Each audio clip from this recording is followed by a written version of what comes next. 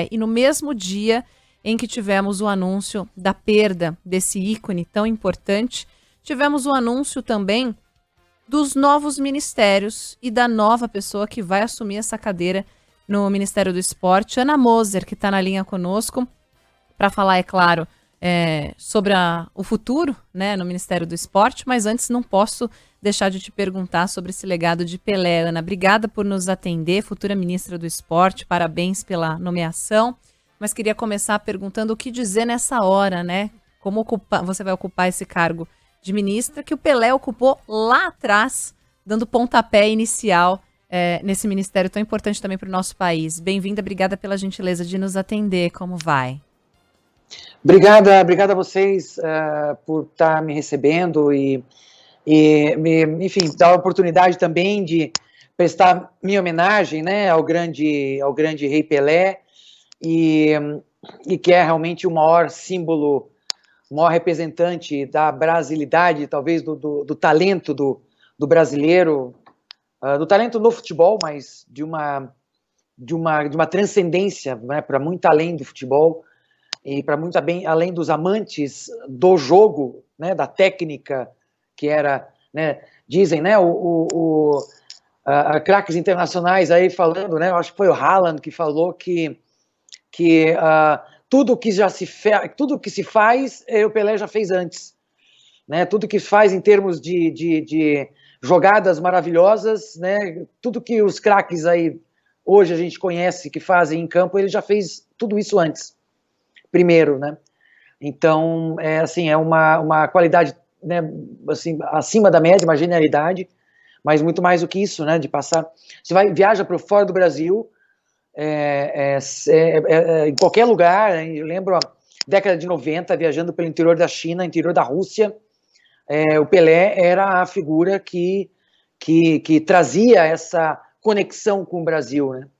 Então isso é incrível. E ele foi o primeiro ministro atleta do esporte, até um ministro especial na época, acho que não era nem ministério, mas ele tinha esse status de ministério, e criou a Lei Pelé, né, que até hoje é a lei que regulamenta o esporte brasileiro, muito voltada ao futebol, ao esporte de rendimento, mas é a legislação que regulamenta o esporte brasileiro. O que você, com a sua experiência de atleta, isso que você colocou foi muito importante, né? Atletas que ocupam esse cargo, a sua experiência como atleta, como é que isso vai contribuir para o seu trabalho à frente do Ministério? Eu queria te ouvir um pouquinho em relação aos próximos passos e desafios também, né? Porque a gente fala de um lado do esporte de alto rendimento, mas a gente tem um outro desafio aqui no nosso país, inclusive, você já falou em outras oportunidades, que é levar o esporte e o acesso à atividade física para todo mundo, né, Ana?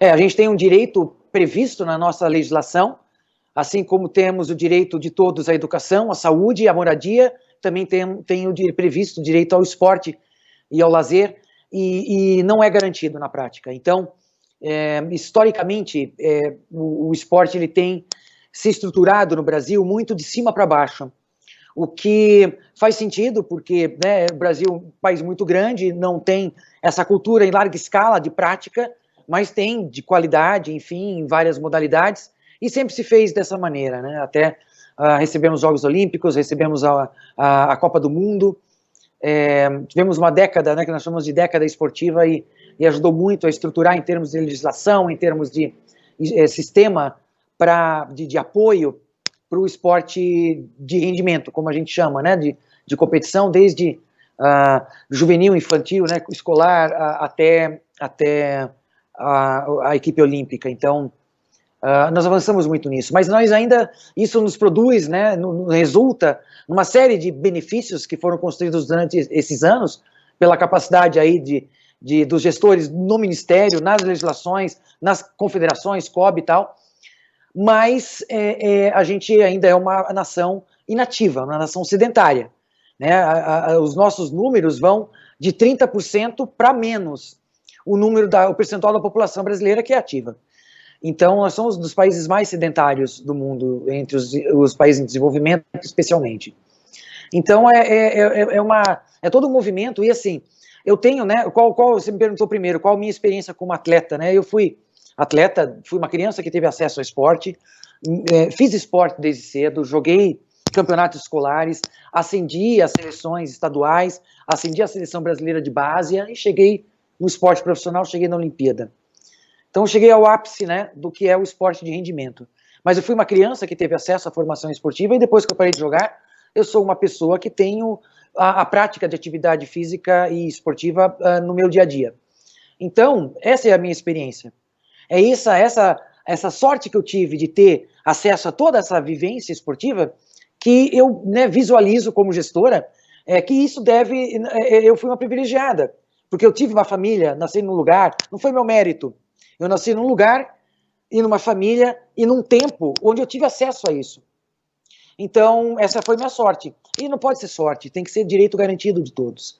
Então, aí é uma questão de legislação, a gente tem duas legislações importantes tramitando no Congresso Brasileiro, que é a Lei Geral do Esporte, que estabelece o Sistema Nacional de Esporte, e o Plano Nacional de Esporte, que aí estabelece as metas, os indicadores e os prazos, né? Quer dizer, qual o processo, né? Eu digo que o plano é o sistema em implantação, né? Então, essas duas legislações dão a base, e aí todo um trabalho de política que o Ministério do Esporte tem que fazer para aprovar essa legislação e implantar essa legislação, implantar esse sistema, que não vai ser sozinho, vai ser na interação com a saúde, com a educação, com a assistência social. O Ministério o Ministério do Esporte é um ministério que tem um orçamento de menos de 2 bi, dos menores orçamentos da Esplanada. Nós não vamos, com esse orçamento, conseguir dar esporte para todos. A gente vai precisar da educação, a gente vai precisar da saúde, e fazer com que o nosso plano, né, as nossas metas, conversem com os planos e com as metas dessas pastas, e assim a gente consiga oferecer para a população melhores serviços e garantir o direito de todos. Assim, grande resumo, né, lógico, olhando assim parece fácil, mas é mais ou menos o que eu espero ter, né, a condição e toda a condição de desenvolver à frente do Ministério. É isso. Como colocar isso na prática? Porque isso que você colocou é fundamental. Ou seja, existem talentos por aí, a gente precisa chegar até esses talentos, né? Ter esse olhar. Na prática, como tirar isso do papel? Bom, a gente tem, por exemplo, vamos falar então na educação, né? A educação tem, falando de desenvolver política, a gente tem que, o desafio nosso porque nós somos uma área em construção. Então, como eu disse, tem o sistema da educação, tem o sistema da saúde, tem o sistema da assistência social, tem o sistema, inclusive, da cultura, e o esporte não tem. E isso não dá a visão para os estados e para os municípios quais são as suas funções, de onde vem o recurso, quais são as metas, quais são os métodos, né? Então, não dá essa visão e a gente precisa construir essa visão.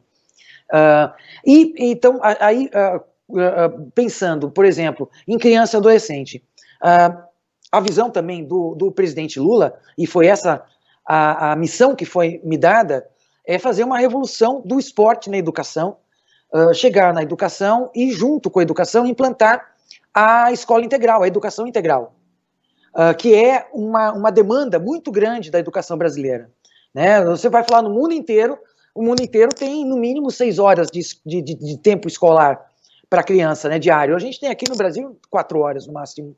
Então a gente tem que ampliar esse tempo, e ampliar com atividades, e as atividades esportivas e artísticas estão nesse currículo da educação integral. Então, junto com a educação, implantar essa educação integral, que é uma demanda, né, colocada pelo presidente Lula, tanto para a educação quanto para o esporte.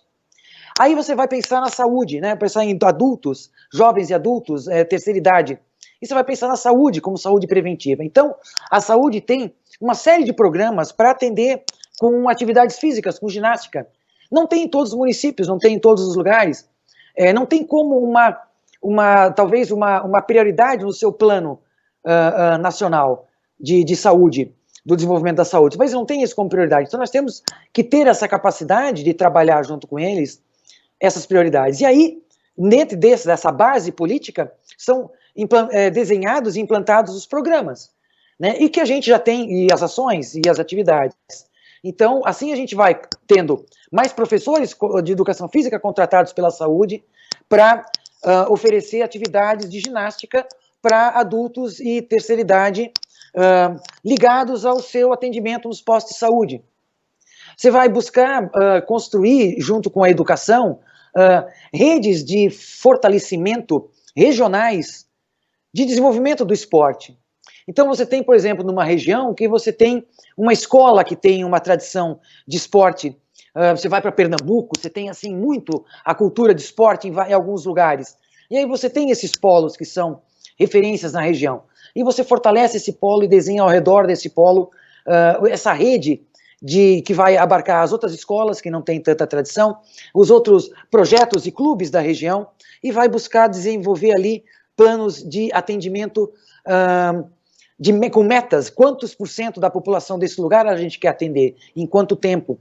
E assim você vai desenhando, né, e ocupando os espaços.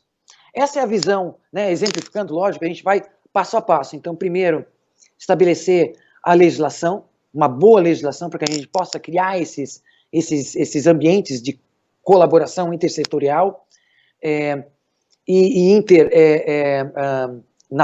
a União, estados e municípios, né, ter essa coordenação, buscar financiamento para essas ações todas e desenhar as ações na ponta, né, buscando projetos pilotos e desenvolver boas práticas para poder ir aumentando a escala.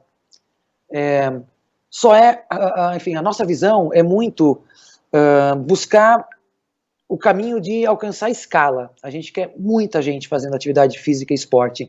Né, então, esse é o número que a gente busca, né? Quantos por cento da população está ativa e quanto que a gente consegue avançar nesse período que estivermos aí à frente da pasta. Ana Moser, ministra do Esporte a partir de 2023, ou seja, depois de amanhã, né? Porque o ano já está acabando.